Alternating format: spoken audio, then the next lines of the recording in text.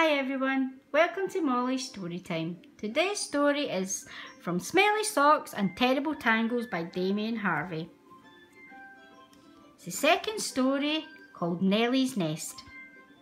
Have you brushed your hair? Asked Mum. Of course, said Nelly, pulling on her bobble hat. Dad frowned. It doesn't look very brushed to me, he said. I'll do it again when I get to school, promised Nelly. Mum shook her head.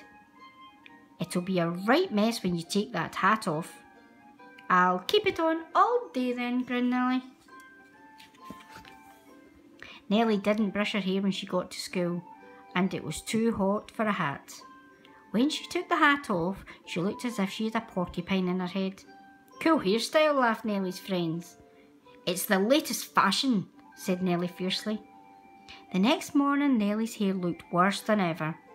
It looks like a bird's nest, said Dad. But Nelly didn't care. She hated brushing her hair, so she didn't brush it all that day either. In fact, Nelly didn't brush her hair all week. People started to stare at her as she walked down the street.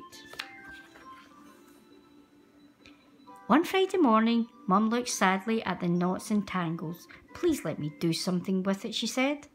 No, said Nelly. As she arrived at school, Nelly felt something small and scratchy land on her head. In the classroom, everyone gathered round to stare, even the teacher, Miss Crumb. Why have you got a bird in your hair? Asked Miss Crumb.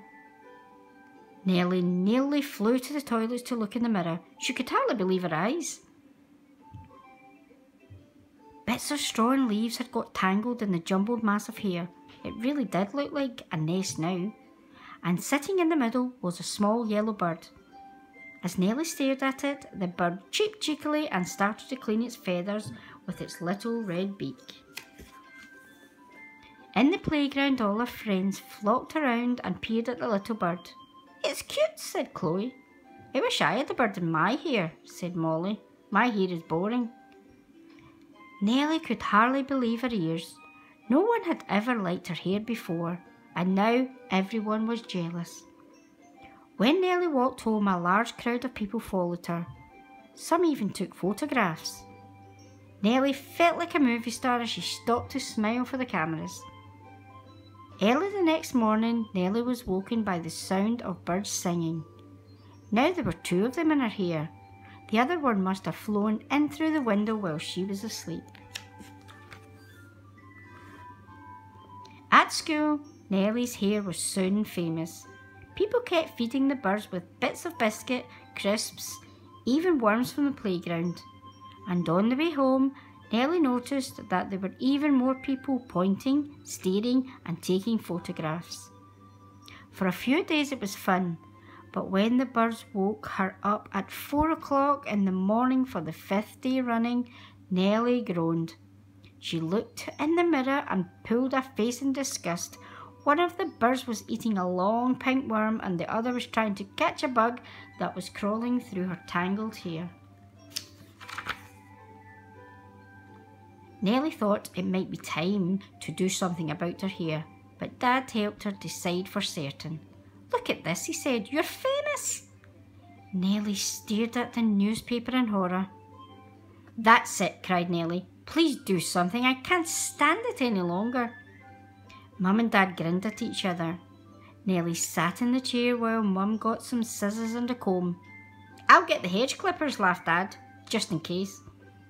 Nelly wasn't looking forward to this one bit, but before Mum could start, the front door of their house burst open. In came a man with a scruffy grey beard and small glasses. He wore a grubby green jacket and wellies. Around his neck was a pair of binoculars. Behind him came a woman with a television camera and a man carrying a big microphone. Don't touch a single hair on that girl's head, demanded the bearded man. What? Said Mum, sounding puzzled. Those birds are knobbly yellow wormworts, said the man. They're only ones left in the world. So, said Nelly, so you can't disturb them until their eggs have hatched and they've all flown away. explained the man. But how long will that take? Asked Nelly. Only a few weeks, said the man. But don't worry. They'll be back next year. But they can't come back next year, cried Nelly. Oh, yes, they can, cried the man. And just to make sure, I'm naming your head as a nature reserve. You must keep it just the way it is. Nelly thought she was going to cry. She'd had enough of all this bird nonsense. However, as the days went by, Nelly began to change her mind.